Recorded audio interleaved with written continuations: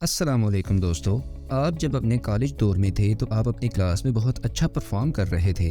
आपने अच्छे ग्रेड्स के साथ अपनी डिग्री मुकम्मल की और निकल पड़े जॉब की तलाश में। धक्के खाकर आपको जॉब भी मिल गई और कुछ अर्निंग आना शुरू हो गई। अब आप सोचते हैं कि आपको कुछ पैसे इन्वेस्ट भी कर देने चाहिए ताकि आपकी इनकम बढ़ सके।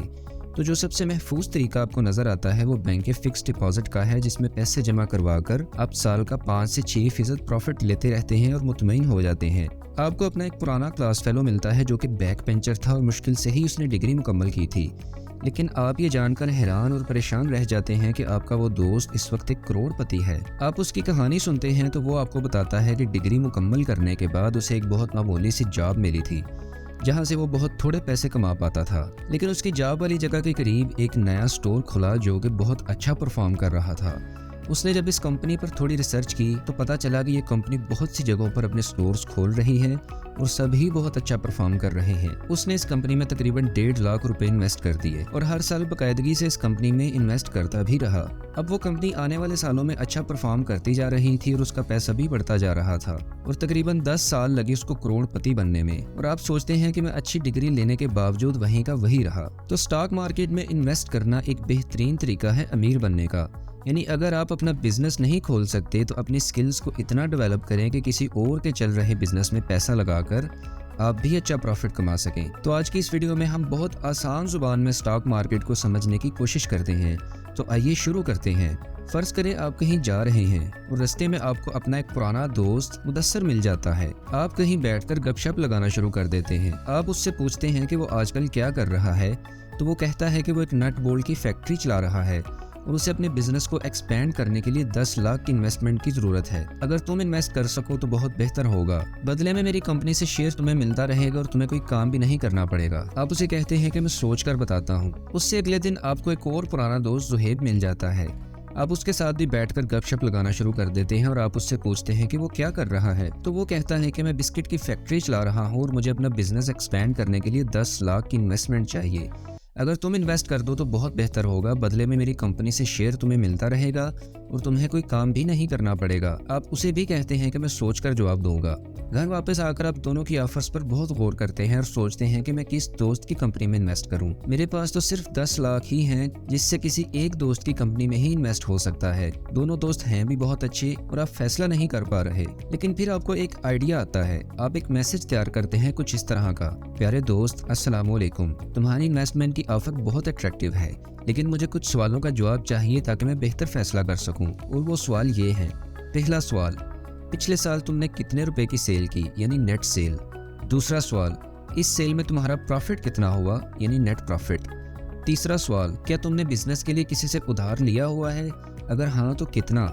चौथा सवाल: अगर कल को बिजनेस में कोई मसला आता है तो क्या बिजनेस के पास इतने पैसे पड़े हैं बैंक में कि इस बुरे वक्त में भी बिजनेस चलता रहे और बंद ना हो जाए? अगर पड़े हैं तो कितने? और पांचवा सवाल: तुम्हारे पास खुद बिजनेस का कितना परसेंट है और कितना पहले ही शेयर कर चुके हो? इन 5 सवालों के जवाब मुझे जल्दी से भेज दो ताकि मैं बता सकूं कि मैं इन्वेस्ट करना चाहता हूं कि नहीं। आप ये मैसेज दोनों दोस्तों को भेज देते हैं और उनके जवाब का इंतजार करने लगते हैं। कुछ टाइम के बाद दोनों की तरफ से ही जवाब आ जाता है।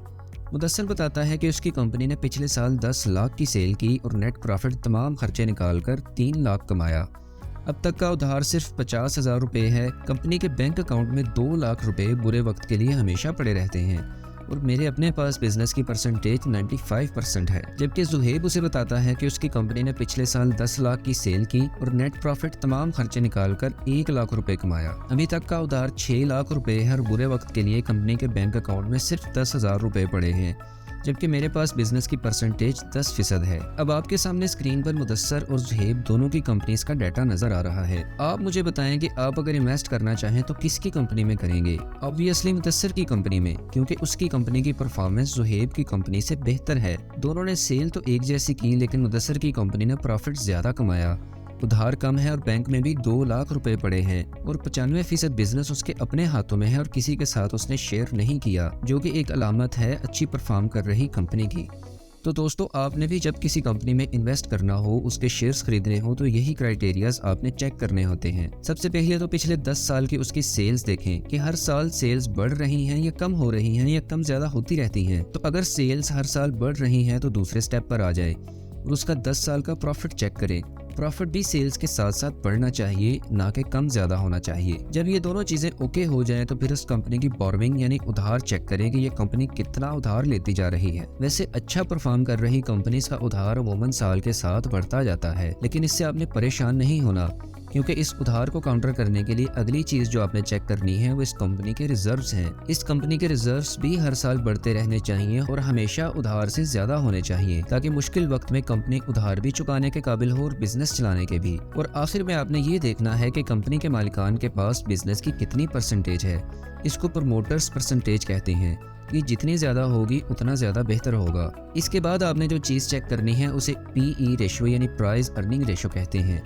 इसका मतलब होता है कि साल में 1 रुपया प्रॉफिट कमाने के लिए आप साल का कितना पैसा इन्वेस्ट कर सकते हैं। मसलन आपसे कोई बंदा 100 रुपये लेता है और साल बाद आपको 105 रुपये वापस करता है, यानी 5 रुपये प्रॉफिट देता है, तो आपको हर 20 रुपये पर 1 रुपये का प्रॉफिट मिला है। इस मिसाल में पीई रेशो 20 है। जब आपको कंपनी की पीई रेशो पता चल जाए तो आपने उसको कंपेयर करना होता है दूसरी कंपनीज की पीई के साथ। जैसे आप लैपटॉप खरीदने जाएं तो 4-5 शॉप से रेट्स पता करके कंपेयर करते हैं। अब फर्ज करें आप जिस कंपनी में इन्वेस्ट करना चाह रहे हैं उसका पीई रेशो 90 है, यानी लोग साल का 1 रुपया कमाने के लिए 90 रुपये तक इन्वेस्ट करने को तैयार हैं। लेकिन दूसरी सिमिलर इंडस्ट्रीज का पीई रेशो 85 या 80 है, तो इसका मतलब ये होगा कि इन कंपनीज की शेयर प्राइस कम है। आप 90 पीई रेशो वाली कंपनी में भी इन्वेस्ट कर सकते हैं, इसमें आपके पैसे डूबेंगे नहीं, लेकिन आपको ज्यादा पैसे लगाकर कम शेयर्स मिलेंगे। उम्मीद है आप समझ रहे होंगे जो मैं आपको समझाना चाह रहा हूँ। दोस्तों, इस तरह की छोटी वीडियोस में शेयर मार्केट को मुकम्मल तौर पर समझाना नामुमकिन है, और ये जो सारी बातें अभी आपको बताई हैं इनसे भी 100% दुरुस्त फैसला नहीं लिया जा सकता। लेकिन इस सारी एक्सरसाइज से आपको कम से कम ये जरूर पता चल जाएगा कि आपको किस कंपनी के शेयर्स नहीं खरीदने। इसलिए किसी भी कंपनी में इन्वेस्ट करने से पहले उसकी सालाना फाइनेंशियल रिपोर्ट्स को तसल्ली और तफसील से पढ़ें, और हो सके तो मार्केट में काम कर रहे किसी बंदे से मशवरा कर लें। दोस्तों, उम्मीद करता हूँ कि वीडियो आपको पसंद आई होगी। वीडियो को लाइक करके अपनी फ्रेंड्स एंड फैमिली के साथ लाजमी शेयर करें। चैनल पर नए आए हैं तो चैनल को सब्सक्राइब करके बेल आइकन लाजमी प्रेस कर दें, ताकि मेरी आने वाली हर वीडियो आप तक पहुँचती रहे। मिलते हैं अगली वीडियो में, तब तक के लिए अल्लाह हाफिज।